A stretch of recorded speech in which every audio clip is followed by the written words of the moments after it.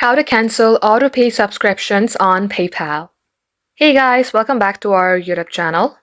In today's video, I'm going to show you how you can cancel your autopay subscriptions via your PayPal. So let us get started.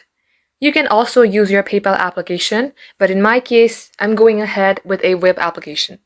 At the top search bar, type in paypal.com and then get logged into your PayPal account.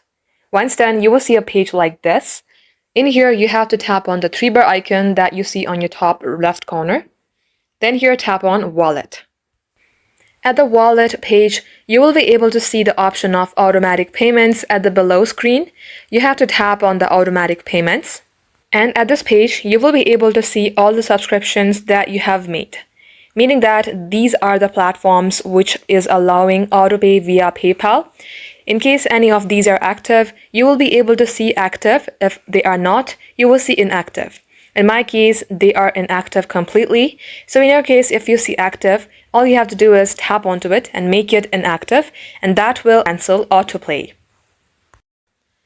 Just like so, guys, that is how you can do it. So thank you for watching the video till the very end, and we will catch you up in our next upload.